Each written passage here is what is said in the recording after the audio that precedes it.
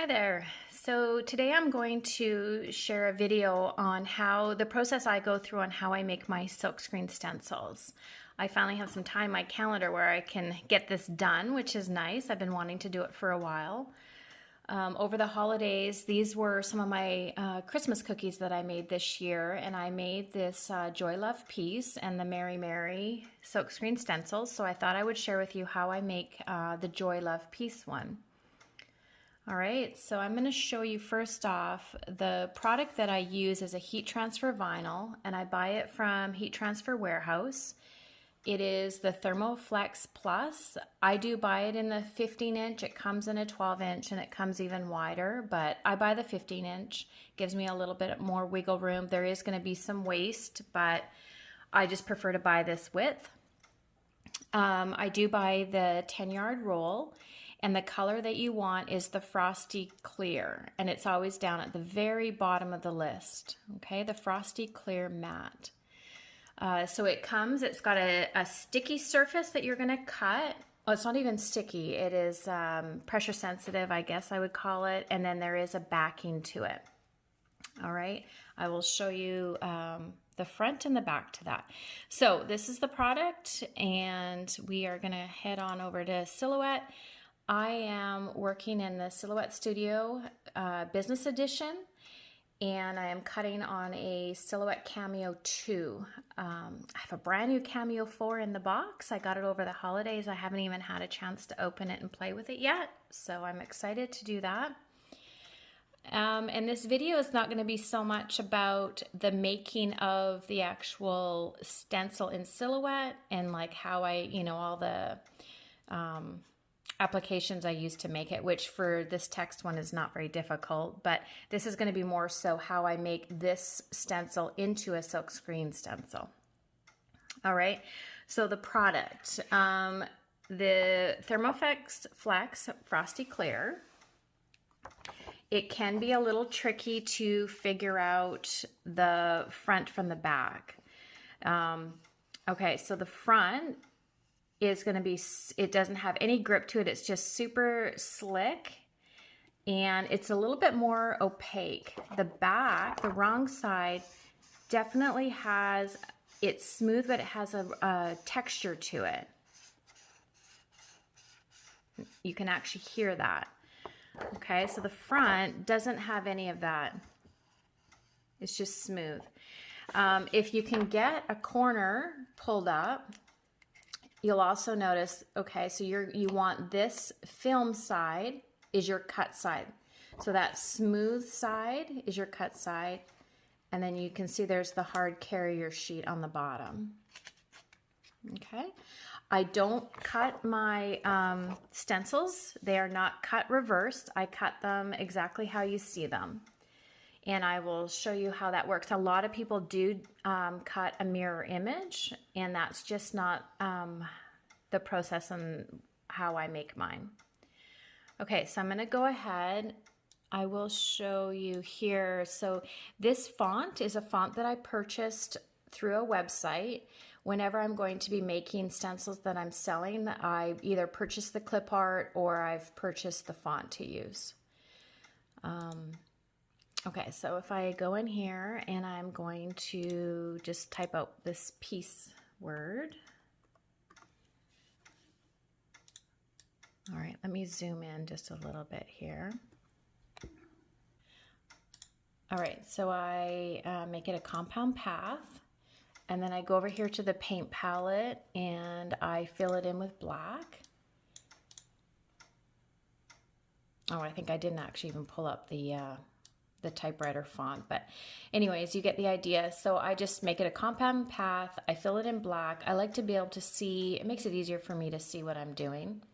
And then I just typed out the words and I randomly placed them in here. There was no rhyme or reason. It was just a visual, how I liked it, how I liked the look of it.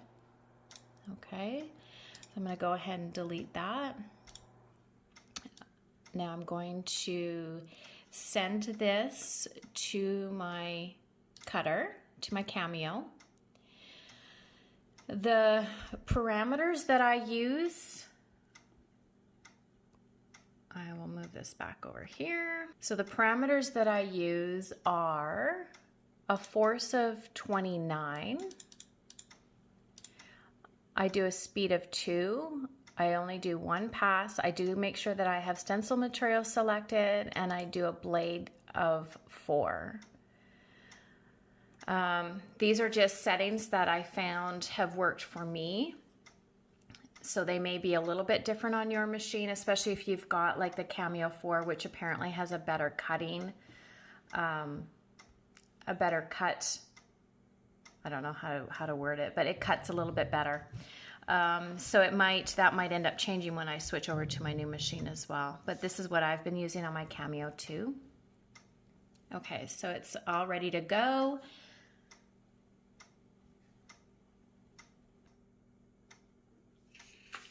Okay, so it's all, I've got it ready to be sent over. It's gonna be ready to print here, or cut, I mean. So I'm gonna stick down I need a new cutting mat. My mat is a mess. Okay, so stick it down. I'm gonna get it loaded up.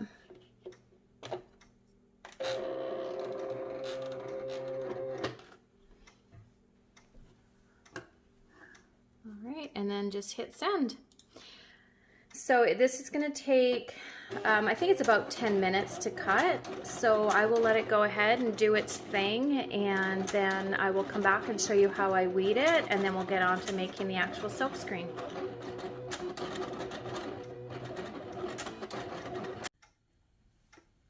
All right, so it's all done its cutting. So I'm going to do some weeding now. So I use these 2 different Cricut tools. And these ones are just some tweezers with super sharp pointy ends. And then I've also got this guy here as well. The tweezers are great because you can just kind of pick up an edge, grab it, and stick it. Oh, yes, and this other trick.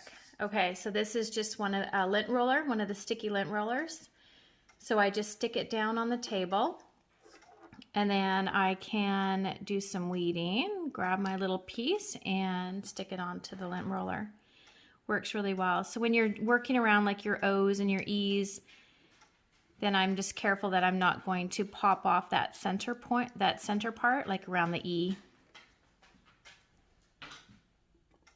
So I'll just work my way through weeding this all out. Something like this is probably going to take me about 15 or 20 minutes. It is definitely a time-consuming process. Once you get in the groove, it goes along fairly quick. And so I will just carry on here, and I will show you what it looks like when we get it all done. And then the next step, the fun part, making the silkscreen.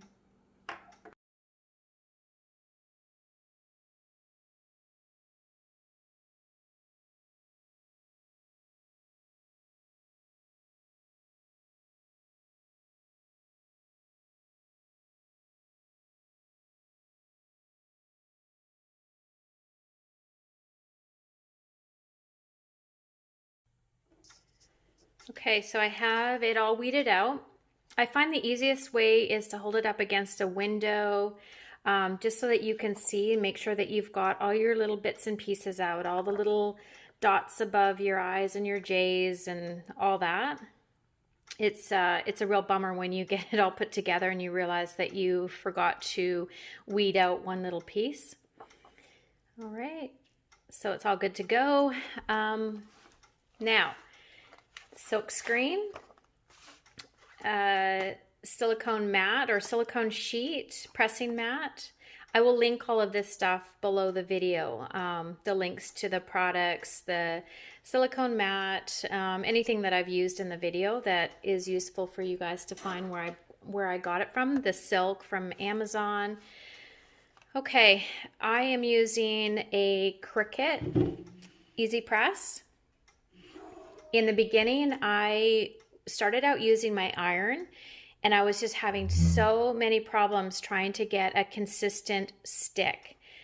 It was hit and miss, and pieces wouldn't stick properly, so I decided to purchase the Easy Press, and it was a game changer. It took away all of that trouble of, you know, it being inconsistently stuck to the silk. So I'm just going to give my silk piece here a little bit of an iron. Just press it. This is a 110 silk, and the 110 is how dense the fibers are. So that means there's 110 little threads crossing in a 1-inch space. The 110 seems to works really well for cookie stencils. It lets just the right amount of icing through. So I'm going to take my lint roller, give this a really good roll, try to get all the little fuzzies off, make sure you've got nothing stuck on there. Okay. Now I had said when I was making the stencil that I don't mirror image mine. So now what's going to happen is my silk goes down first. This goes upside down onto the silk. Make sure you're on your heating press. I'm on my pressing mat that comes with the Easy Press. Then I make my little sandwich. I fold that over. Make sure, I thought it had turned a bit, so make sure it's lined up on there. Okay, and then take my Easy Press. I have it set at 300 for 30 seconds. Push the little button. I push down on this just so that I'm getting a consistent press with it. I played around with the temperature and the time quite a bit, and this is where I ended up, and this is what works really well for me. And then after it's done, I'll show you, I give it a little bit of a press after I've peeled off the carrier sheet, and just to make sure everything's stuck really well. All right, done. This comes with the Easy Press comes with this awesome little thing, so it sits in there. It's a little cradle so it doesn't melt anything. Okay, give this a little bit of a shake. It likes to be peeled when it's a little bit cool. It doesn't peel as easy when it's right hot. And then you just find a corner and see if you can find one that's going to let go for you. If it doesn't, then I'm going to go and give it another little press. Yeah, it's not going to... And this happens where one just doesn't want to let go. There it is. So I just used my fingernail and just kind of gave it a little bit of a go. Okay, and then, yeah, it actually is not going to, it's not pressed all the way. So I'm gonna just give it another little press just for a second here. Usually 30 seconds is perfect, so you just never know. Okay, give it a little bit of a shake. Find a corner that's gonna let go for you. There you go. I just hold it down and give it a, just pull it gently off and just kind of work my way around it.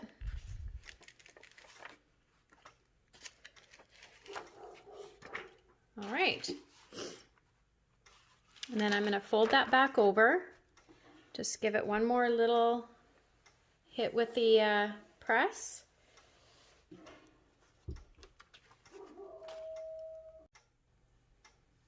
Okay, and that is it. We have our silk screen. So it comes out facing the right way. I like to have the vinyl side down on my cookie, and I like to silk screen on top on the silk side. I find that this side has a little bit of a stick to it, so I don't want to run my icing on that side, and I like rubbing it on the silk side. It works much better. Okay, so now all that's left to do is to trim it down. Show you how it fits in the stencil genie frame. That's the one, I guess most people will use these or use that frame. There's a few of them out there. Okay, so I use a paper cutter. I'll put the link for this. I got it off Amazon. I use it for all my tags. I use it for a lot of my stuff. It works great to cut the silk screens. So I just try to catch a little tiny edge of the vinyl and the silk. And what that does is it'll kind of seal the silk, because the silk does have a bit of a fray to it. So I just try to grab just a little tiny bit of the vinyl when I'm trimming. Give it a couple back and forth. My blade's getting a little dull, so I make sure it's got a good cut before I move it away. And then I just work my way around. Try to make sure it gets nice and straight. It does have a bit of a wiggle. The silk is pretty loose, so just have to kind of go slow. And so you'll see here, I'm just trimming off just a little tiny bit of that vinyl, and that will help sort of seal that silk edge, because you'll see here that the silk does like to fray.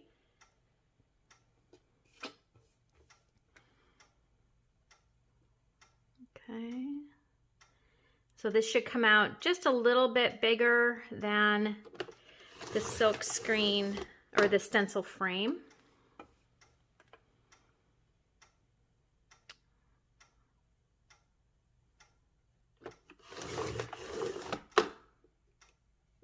All right. So there's that, all trimmed up, ready to go. So it'll pop into the stencil frame.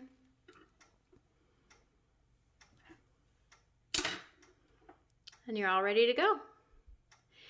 When I do my silk screening on cookies, I don't like to use the frame. I use a different method, and I have a video on it, and I'll link it up in the corner of this video. It's back, I think I did it last year, and I use a clipboard, and it was a method I had seen another cookier using. And I find that when I'm doing 100 or 200 silk screen stenciled cookies, that the clipboard method works really well for me for lining up my cookies and getting them exactly placed, especially if I'm doing a logo and it needs to be in an exact place. The clipboard method works really well. So when I don't trim mine down to this size, I always leave a little bit extra silk around the edge, and that extra gives me room to attach it, to clip it onto the clipboard. So go check that video out. It is very useful. And like I said, that's the way that I do mine. All right, so I hope you enjoyed this video. I hope that everybody has a little bit of a takeaway from it, and go forth and conquer those silk screens. Thank you for watching, and don't forget to hit subscribe. Happy decorating!